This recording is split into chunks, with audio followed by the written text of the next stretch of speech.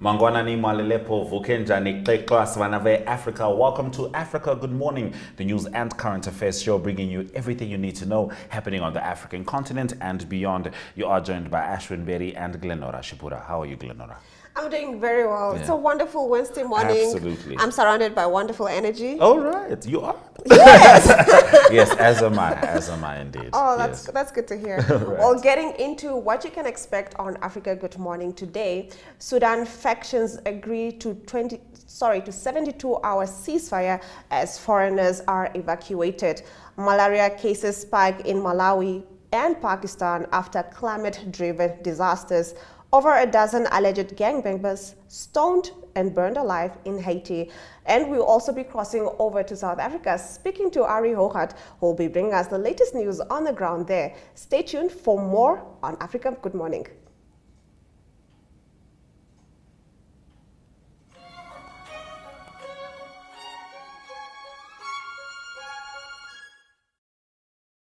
Welcome to Active Kids, a daily TV show that sparks creativity, learning, and fun for young minds. With exciting activities and lessons, Active Kids inspires curiosity and a love for learning. New face to the 15. The perfect mix of play and education. Don't miss out on the fun. Tune into Active Kids on NTV every weekday at 10 o'clock and let the adventure begin.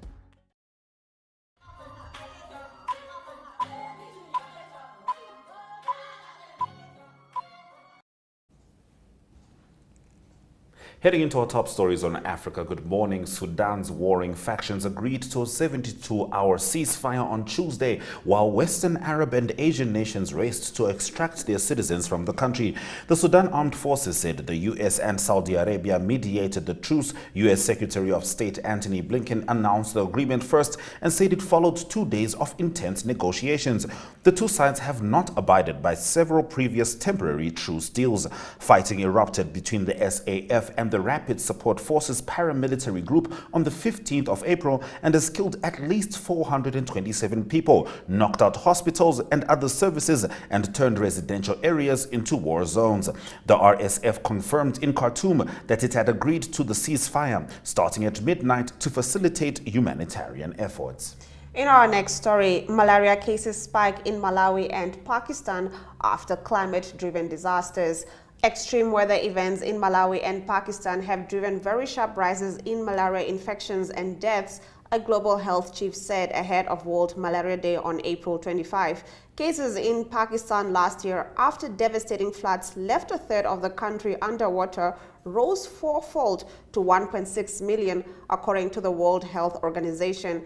In Malawi, Cyclone Freddy in March triggered 6 months' worth of rainfall in 6 days, causing cases there to spike too. Peter Sands, head of the Global Fund to Fight AIDS, Tuberculosis and Malaria, told AFP in an interview, "What we have seen in places like Pakistan and Malawi is real evidence of the impact that climate change is having on malaria," he said. So you have these extreme weather events, whether flooding in Pakistan or the cyclone in Malawi, leaving lots of stagnant water around the place, and we saw a very sharp uptick in infections and deaths from malaria in both places, he said ahead of World Malaria Day on April 25th. Now, Sands said World Malaria Day was usually an opportunity to celebrate the progress we've made, but this year it was an occasion to sound the alarm.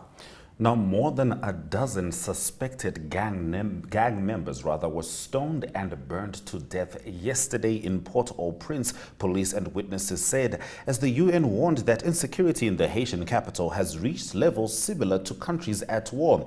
During a search of a minibus which there were armed individuals, the police confiscated weapons and other equipment. In addition, more than a dozen individuals traveling in the vehicle were unfortunately lynched by members of the population, the police said in a statement. The police did not specify the exact number of victims nor expand upon the circumstances in which they lost custody of the suspects who were murdered by residents of the district called Kana Pervert. Now, the violence had started before dawn when gang members burst into several residential areas of the capital, looting homes and attacking residents, according to witnesses. "If the gangs come to invade us, we will defend ourselves. We too have our weapons. We have our machetes. We will take their weapons. We will not flee, said a resident. Mothers who want to protect their children can send them elsewhere, he added.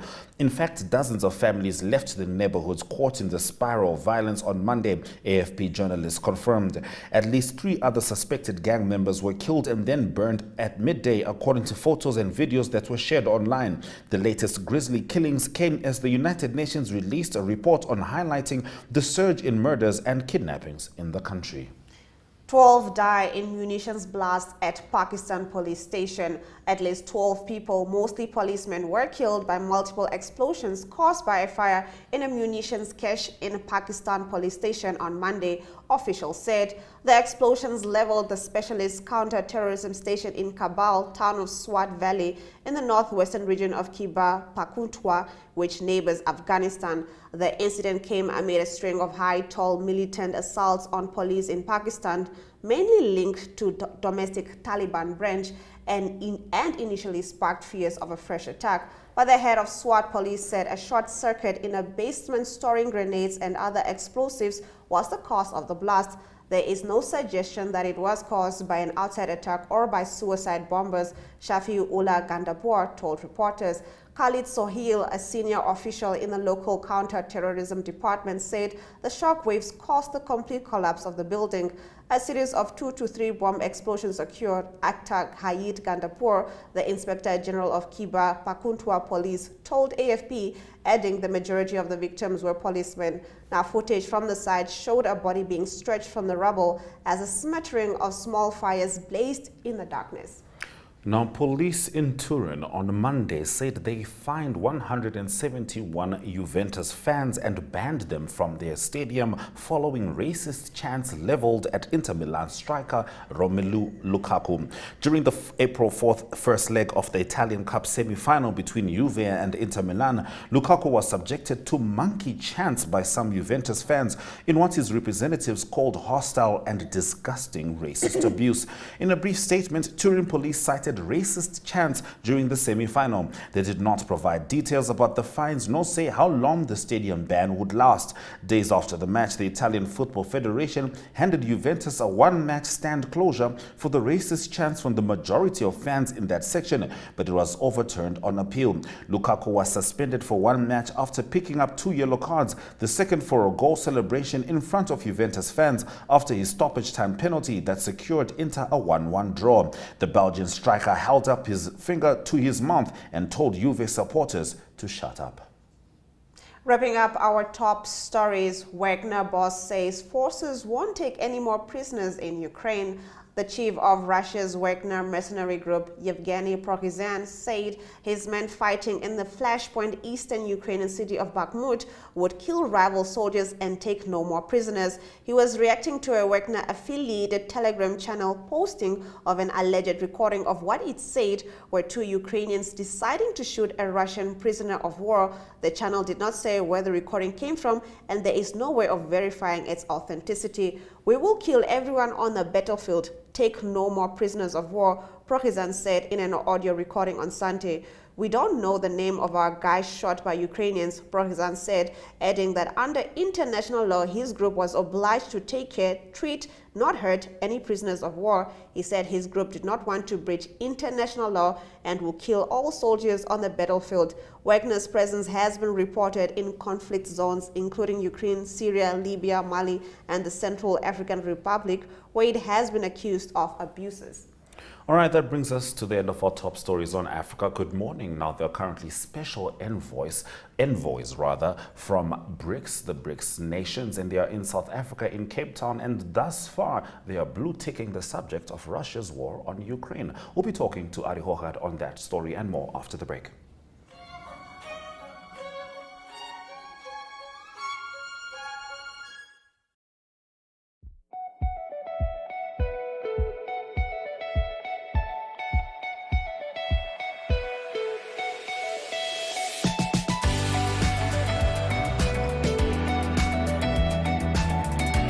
To another exciting episode of Irongo Top. Jou is die weer en vertel ook vir julle waar die vis heel moontlik gaan byt.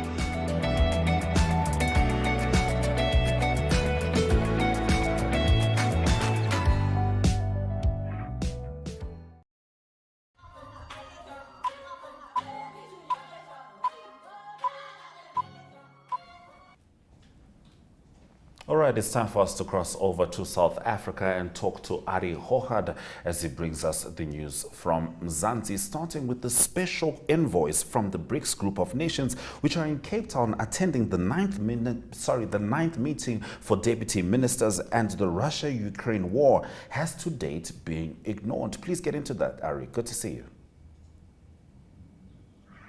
Yes, likewise, Ashwin and Glenora. Good morning, everyone.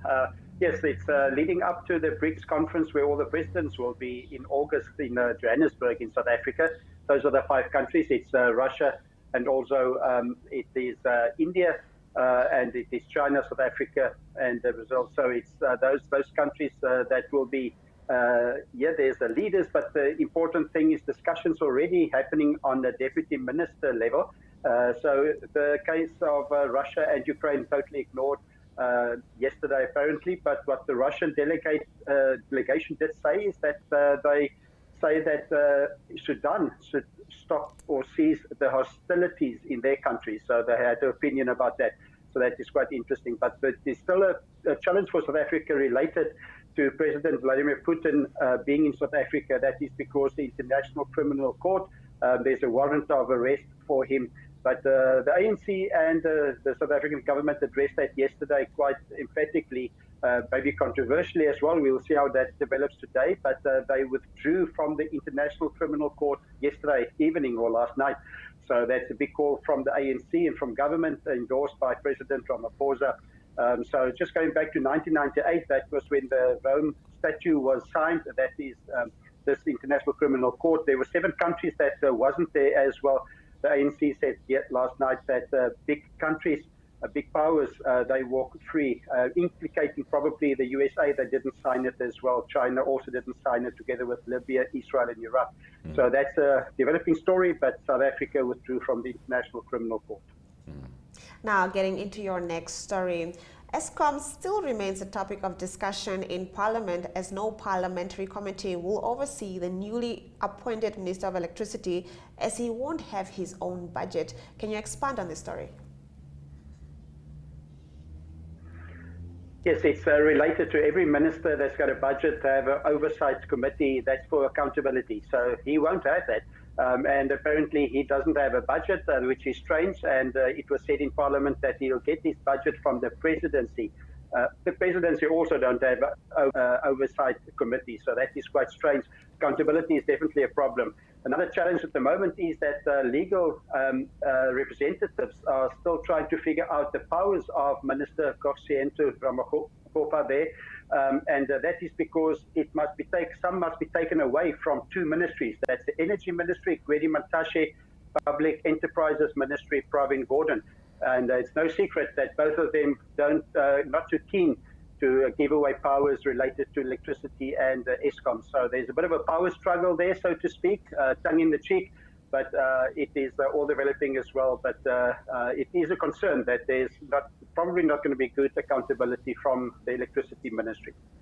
All right, Ari, so it would seem like Transnet keeps going down on the decline with a fair share of velocity. What's the latest from that? The latest revealed in figures year on year, down 12%. That is Transnet, the freight that is on the railway systems.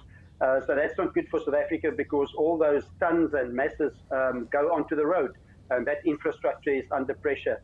The biggest figure to look at is the 10-year figure from 2013. Then they're down 33%. It is also Transnet that said they need 80 billion South African rand to get them back on track, so to speak. So that not sure if they're going to get that. On the other side, passenger rail services are doing better. There's been rail services that's been rectified again, and so that's up quite a bit, at least 60% year on year. But there is components of Transnet that battle. Now, in your final story, I understand that Eskom's troubles continue to plague the South African economy, as the South African Football Association will find it challenging to prove to the FIFA that South Africa can host the FIFA Women's Football World Cup in 2027 with massive electricity challenges a reality over the long term. Can you get into the story? Yes, South Africa, one of four bids that's officially in at the FIFA. So electricity is a big problem. As I'm speaking now, we don't have electricity on. I'm on all kinds of assistance here from camping lights, etc., etc. And that would be the challenge that you'll have in a tournament from media to people visiting to the stadiums and hotels, etc. So South Africa do put in a bid. It's only going to be announced next year, May, so they have some time to fix it. But I think that FIFA will be very cautious to give it to South Africa if the electricity remains a challenge. And that's the South African team winning the African Cup of Nations. Of course, there's 110 reasons for South Africa to host it. They've done it in 2010 with the Men's World Cup. They've got the infrastructure. So it's possible to do it, but electricity is definitely a problem. The other three countries or groups of countries that will be against South Africa to host the World Cup in 2027, the Women's World Cup, would be Brazil, also the USA and Mexico has got a bid together, and then also one from Europe, that is Netherlands, Belgium, and Germany. So that will be decided next year. May hopefully South Africa can get it, and by then we will have the electricity sorted as well. All right. Thank you very much, Ari, for bringing us the news stories from South Africa. Thank you, Ashwin, and thank you, Glenora, and a great day for everyone. Bye-bye. Certainly looking forward to a great day indeed. But first off, let's have a look at the weather predictions.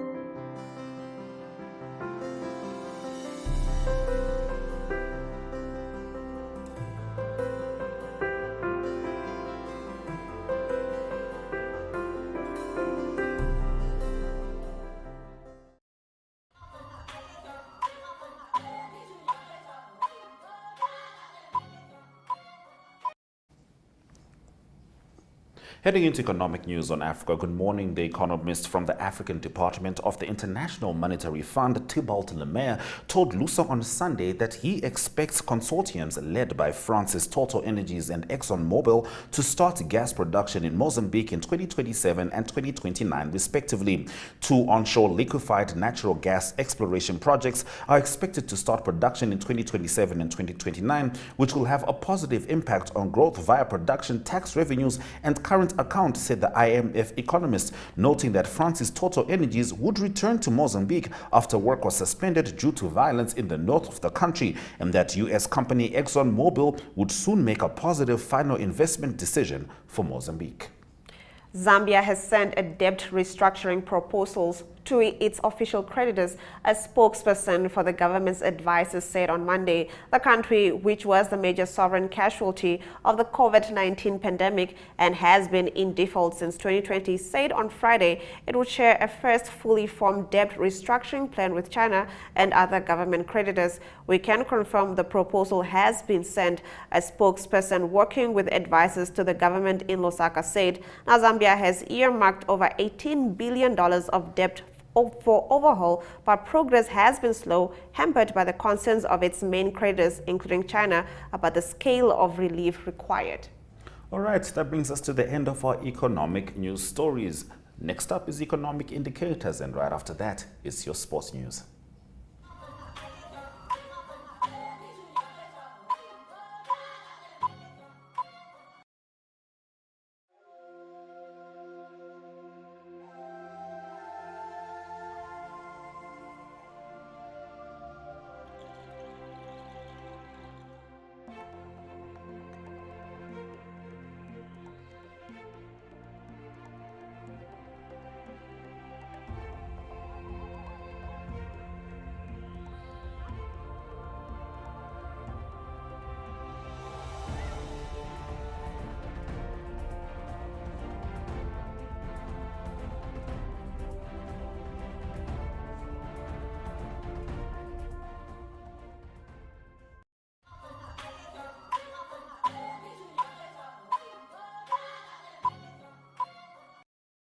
Good day, everyone. Time for international sports news, starting off with soccer news. That is South African soccer that indicated that they will bid to host the 2027 Women's FIFA World Cup. And there's 3 other bids, so South Africa will be one of 4 official bids trying to get the 2027 tournament. The other 3 hosts will be the USA and Mexico that will have a combined offer, and then also Brazil is in for the bid, and then also there's a combination of the Netherlands, Belgium and Germany being the 3rd bid, South Africa being the 4th. South Africa, of course, hosted the 2010 Men's FIFA World Cup very successfully and do have the infrastructure to host an elite World Cup event. It will be decided on the 17th of May 2024 which country will host the 2027 FIFA Women's World Cup. This year, the World Cup for Women will be in Australia and New Zealand, and the elite tournament will start on the 20th of July, with South Africa also being one of the countries that qualified for this event. The Men's World Cup, the next one, will be in 2026, and that will be hosted by the combined by the United States, Mexico and also Canada. And continuing international sports news with rugby news, and it's South African rugby that announced that they're concerned about the availability of Siya Kolisi for the World Cup that will be starting September in France, a Rugby World Cup later this year. South Africa, of course, defending their World Cup that they won 4 years ago. It is Siya Kolisi that injured his knee in the last round-robin game that was played in the United Rugby Championship. That was when the Sharks played against Munster. So there's concern that if he needs surgery on the knee, then he's in big doubt to play in the tournament starting in September. He's still being assessed by medical staff. Continuing international sports news with tennis news, and on the men's and women's side, the WTA and ATP tours, it is the Madrid Open that continues or will start this week, and it is a part of the clay court season leading up to the French Open that will start in a month or two's time. On the men's side, the organizers indicated or announced that number 1 seed in the world, Novak Djokovic, withdrew from the tournament. He's still ill or do have an injury. They did not disclose his condition. The number 1 seed now for the tournament will be Carlos Alcaraz. He's the number 2 seed in the world. Number 2 in the seeded for Madrid is Daniil Medvedev, with the 3rd seed being Casper Ruud, and then 4th seed is Stefanos Tsitsipas that played in the final of the Barcelona Tournament Open just this past weekend against Carlos Alcaraz. In the women's draw, Iga Swiatek, world number 1, is the number 1 seed, followed by world number 2, Aryna Sabalenka, and then Jessica Pegula of the USA. She's the number 3 seeded player in the world, and she's also 3rd seeded for this Madrid Open tournament. The French Open will start on the 28th of May and finishes on the 11th of June, so this is all good preparation for that tournament. Closing off today's international sports news with more soccer news, and it is indications that Harry Kane, the Tottenham Hotspur striker and England striker, might sign for Manchester United. They're in discussions with him. Harry Kane did indicate a long time ago that he wants to play Champions League football. Tottenham Hotspur battling this year again. They will not make the top 4, and indications are strong that he will leave Tottenham Hotspur after this season.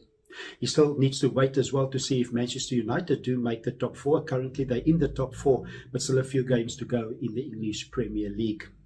And more football news from Tottenham Hotspur is that they sacked their interim coach, that is Christian Stellini. Stellini was just in charge for 4 games, and the last game they played against Newcastle, they lost by 6-1. So he's been sacked as the manager of Tottenham Hotspur. That's international sports news for today. Hope you have a great sport day, and we talk again tomorrow. Goodbye.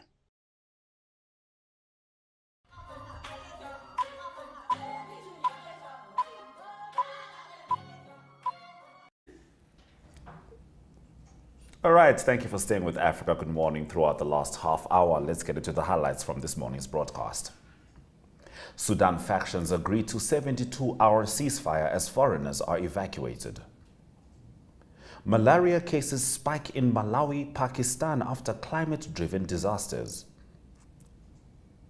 Over a dozen alleged gang members stoned and burned alive in Haiti. Mozambique, IMF expects Total Energies ExxonMobil to export gas in 2027-2029. Those have been our stories. And with that, we've come to the end of our show. Do remember that you can catch Africa Good Morning tomorrow, same place, same time. I am Glenn Rashipura. And I am Ashwin Berry. Swera Jakanaka.